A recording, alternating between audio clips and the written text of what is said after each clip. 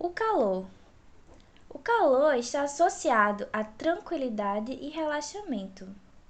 Algumas modalidades de aquecimento aplicadas localmente são usadas para promover relaxamento, proporcionar alívio da dor, aumentar fluxo sanguíneo, facilitar a cicatrização dos tecidos, diminuir o espasmo muscular, diminuir a rigidez dos tecidos e das articulações e preparar articulações rígidas e músculos tensos para o exercício. A elevação da temperatura do tecido colágeno, por exemplo, pode alterar as propriedades viscoelásticas, potencializando assim os efeitos de alongamento passivo para aumentar a amplitude de movimento. Como resultado do aumento da temperatura dos tecidos, a ocorrência e a magnitude das alterações fisiológicas vão depender de alguns fatores. A extensão do aumento da temperatura, a taxa na qual a energia está sendo adicionada ao tecido, volume de tecido exposto, a composição do tecido absorvente e a capacidade do tecido de dissipar calor. Algo muito importante é saber que, para atingir esses efeitos terapêuticos de aquecimento vigoroso, a temperatura do tecido deve ser elevada entre 40 a 45 graus Celsius. Vamos falar agora sobre alguns princípios físicos do calor. O fluxo do calor através da matéria varia com a natureza do material e é chamado de condutividade térmica.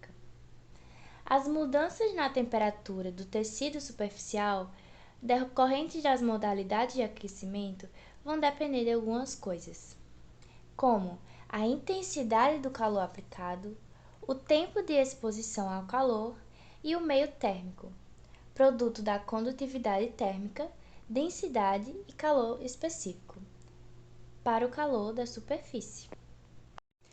O maior grau de elevação de temperatura com modalidade de aquecimento vai ocorrer na pele e em tecidos subcutâneos, dentro de uma profundidade entre 0,5 e 2 centímetros da superfície da pele. Em áreas com suprimento sanguíneo adequado, a temperatura vai aumentar em um máximo dentro de 6 a 8 minutos após a exposição.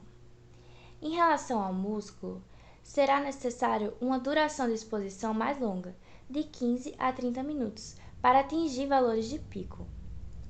A temperatura em profundidades de 1 a 2 centímetros aumentará em menor grau também. Em relação ao tecido adiposo, os tecidos sobre ele provavelmente serão minimamente afetados por modalidade de aquecimento, porque, como dito anteriormente, a gordura fornece isolamento contra o calor, pois esse tecido tem baixa condutividade térmica. Temos três principais modos de transferência de calor utilizados para os fins terapêuticos de aquecimento, que são a condução, convecção e a radiação. Já abordamos anteriormente sobre o conceito de condução. Assim, o movimento dos átomos vai aumentar quando um objeto é aquecido mais que outro, e ocorre de forma mais eficaz se os objetos são sólidos. Assim, a quantidade de calor adquirida, as respostas a esses ganhos de calor vão depender de alguns fatores, como a condutividade térmica dos tecidos, o volume corporal exposto e o tempo de exposição. Também já se foi comentado sobre a convecção, então vamos passar para a radiação. O que será ela? Vai ser a conversão de energia térmica em radiação eletromagnética. Todos os objetos em temperaturas acima do zero absoluto vão emitir e absorver energia radiante. Qualquer objeto ou elemento aquecido, como uma lâmpada de calor infravermelha, vai emitir calor radiante. Se um objeto ou parte do corpo for aproximado o suficiente da fonte de energia radiante, o calor será absorvido. Voltando um pouco ao tópico da adição de calor no corpo, a hiperemia é um indicativo do aumento do fluxo sanguíneo. O sangue mais frio vai entrar na área e atuar para remover parte do calor ali produzido. Assim, o aumento da temperatura não deve ser muito lenta, para que não seja compensado pelo efeito convectivo do sangue mais frio. Mas também não pode subir muito rápido, pois assim o excesso do calor não poderia se dissipar, havendo danos ao tecido e dor. Diferentes técnicas vão ter efeitos fisiológicos diferentes. Por exemplo, uma compressa quente causaria aumento no fluxo sanguíneo local, com alterações mínimas ou nenhuma alteração na resistência vascular periférica geral. De outra forma, a imersão no banho pode resultar em diminuição da pressão arterial média, aumento da frequência cardíaca e aumento do minuto pulmonar. As reações vasculares estão associadas à vasodilatação e aumento de fluxo sanguíneo. Os mecanismos de controle são diferentes para o fluxo sanguíneo de diferentes estruturas, como a pele e o músculo. O fluxo sanguíneo tem papel muito importante na nutrição e na manutenção da temperatura central, e está sob controle principalmente dos nervos adrenérgicos simpáticos. Alterações no fluxo sanguíneo na pele podem ser causadas por mecanismos locais ou reflexos.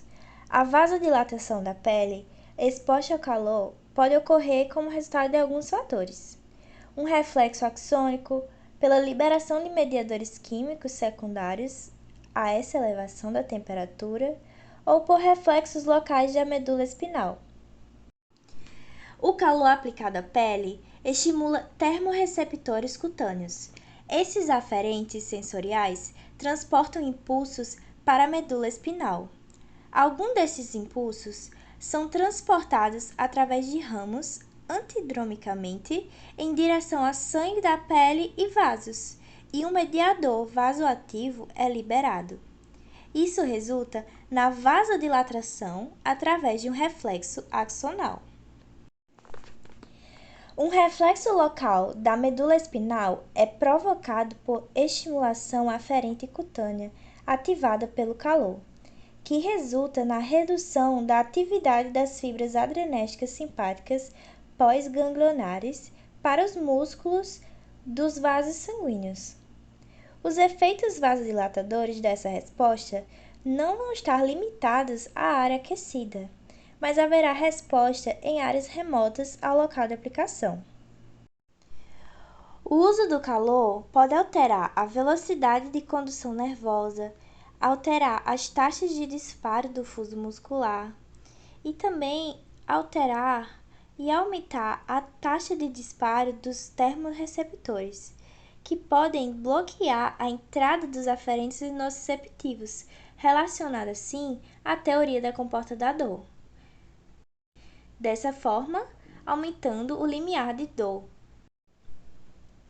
Vamos falar um pouco sobre a relação do calor e do músculo esquelético. A elevação da temperatura do músculo esquelético pode alterar temporariamente a capacidade de criar tensão e sustentar atividades prolongadas. O calor também pode ser um complemento útil para reduzir a dor antes de exercícios de alongamento, técnicas de mobilização articular ou exercícios ativos. Mas que fique claro que, em relação ao uso do frio ou do calor para situações de exercícios, a aplicação do calor vai ser melhor, pois pode melhorar ou aumentar o desempenho físico, tanto em relação à força ou habilidade. Vamos entender um pouco a relação do calor com o espasmo muscular. A elevação da temperatura muscular para cerca de 42 graus Celsius vai diminuir a taxa de disparo dos aferentes tipo 2 e aumentar o disparo das fibras do tipo 1B dos órgãos tendinosos de Golgi. Assim, poderíamos prever uma diminuição do disparo do motoneurônio alfa e, assim, uma redução da atividade tônica das fibras extrafusais. Já no aquecimento da pele, vai produzir uma diminuição na atividade eferente gama e latências do potencial de ação do nervo sensorial. Assim, o estiramento do fuso muscular seria menor, reduzindo assim o disparo aferente do fuso. Dessa forma, há diminuição do disparo do motoneurônio alfa e, portanto, menos espasmos musculares. A adição de calor no tecido conjuntivo vai causar alguns efeitos, que incluem uma maior elasticidade, uma menor viscosidade, uma menor rigidez articular e uma maior flexibilidade muscular. Dessa forma, o calor pode ser um grande aliado ao alongamento. Ele vai provocar um benefício adicional nos ganhos de ADM e é um efetivo complemento no desenvolvimento e técnicas de alongamento terapêutico. A elevação da temperatura, em combinação com o alongamento, pode alterar as propriedades viscoelásticas do tecido conjuntivo. A elevação da temperatura do tecido e o alongamento são grandes aliados. O calor provoca um benefício adicional nos ganhos de ADM e é um efetivo complemento no desenvolvimento e técnicas de alongamento terapêutico. A elevação da temperatura, em combinação com o alongamento, pode alterar as propriedades viscoelásticas do tecido conjuntivo. Temos um conceito chamado deformação plástica, onde uma estrutura elástica se esticará sob tensão, mas retornará ao seu comprimento original quando a carga é removida. Assim, as propriedades do tecido conjuntivo resultam em deformação recuperável. Para se ter um alongamento plástico, adicionaremos calor mais alongamento do tecido conjuntivo. Dois fatores devem ser considerados na determinação de estratégias de intervenção eficazes: a elevação da temperatura em relação ao local, o tempo e a quantidade dessa adição de calor, e o alongamento em relação à duração, quantidade e velocidade. Para um alongamento permanente, temos alguns tópicos: uma carga constante de magnitude suficiente para superar a elasticidade do tecido. Temos que ter um alongamento rápido, seguido por um período de manutenção nessa posição, e uma taxa constante de alongamento, usando um alongamento lento e constante. Vamos falar sobre as precauções e contraindicações. Sobre as precauções, o paciente não conseguir distinguir entre quente e frio será uma delas. Não devemos colocar o calor em áreas de insuficiência vascular ou doença vascular, nem em áreas de hemorragia recente e inflamação aguda ou áreas infectadas, pois pode ocorrer propagações. Em relação à contraindicação, a pele do paciente vai precisar ser testada para garantir que o indivíduo possui sensibilidade térmica e consegue distinguir entre as diferentes temperaturas. O paciente também precisa ser capaz de perceber quando o limiar de dor for atingido. Dessa forma, assim poderemos saber se ele tem uma indicação ou uma contraindicação para o uso da aplicação do calor. Se você ainda tem dúvidas quando utilizar calor ou frio, vamos falar um pouquinho mais sobre isso. Muitas vezes, a escolha entre o calor e o frio é empírica, mas antes de a decisão ser tomada, alguns fatores devem ser considerados, como o estágio da lesão ou doença, a área do corpo a ser tratada, o estado médico, a preferência do paciente também é relevante e pode ser determinada pela hipersensibilidade ao frio ou calor. a decisão de usar modalidades térmicas como parte de um programa terapêutico. Sabemos que a dor ou espasmo muscular pode ser tratado tanto pelo frio quanto o calor. Porém, o calor pode ser melhor tolerado psicologicamente por pessoas com essa dor ou espasmo muscular, resultando em uma maior adesão do paciente aos programas de intervenção. Porém, em relação à dor articular, o frio é melhor indicado. Ele pode reduzir a dor nas articulações antes de exercícios de ADM, por exemplo, e pode ser mais fácil para o paciente aplicar em casa. Em casos de rigidez muscular, a elevação da temperatura diminuirá a rigidez e aumentará a extensibilidade do tecido conjuntivo. Portanto, se qualquer um destes for o objetivo da intervenção, o calor é a modalidade de escolha. Agora, se você escolheu a modalidade de adição de calor, alguns fatores devem ser considerados nas técnicas. A decisão de qual modalidade selecionar vai depender principalmente da localização da estrutura envolvida, da fisiopatologia e do grau de elevação de temperatura que é desejada. O calor profundo é geralmente selecionado durante a fase de remodelação de uma doença ou lesão, ou quando as contraturas dos tecidos persistem, ou quando o calor é necessário profundamente em uma articulação. Dessa forma, a posição do paciente deve ser cuidadosamente selecionada. Por exemplo, se houver um espasmo muscular, o músculo não deve ficar em posição de alongamento indevido, até que ocorra algum alívio da dor.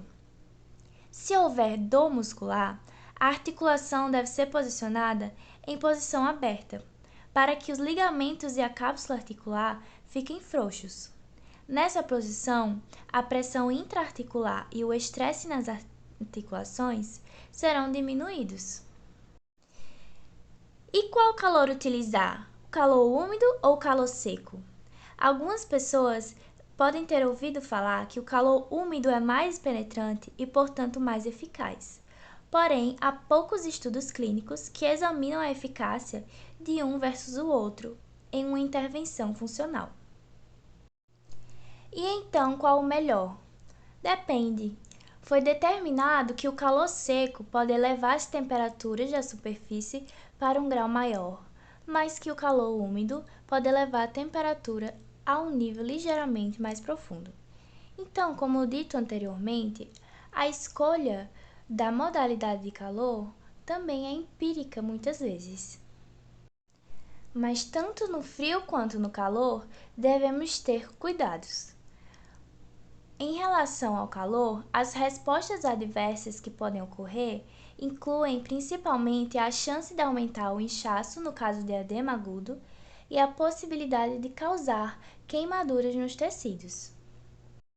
Assim, se essa modalidade for utilizada em casa, o paciente deve ter muito cuidado. Em relação ao fisioterapeuta, ele pode escolher também algumas modalidades e técnicas. Assim, se o paciente for utilizar das técnicas em casa, deve ter muito cuidado. Em relação à utilização pelo fisioterapeuta, ele pode utilizar de algumas técnicas dessa modalidade, como, por exemplo, o turbilhão quente, compressas quentes de várias formas, compressa Thermacare e também a lâmpada infravermelha. Em relação a essas técnicas, temos mais informações no nosso material didático. Finalizamos aqui a nossa jornada da termoterapia por adição e subtração de calor. Espero que essa forma de ensino possa ter te ajudado. Voltando um pouco ao tópico da adição de calor no corpo,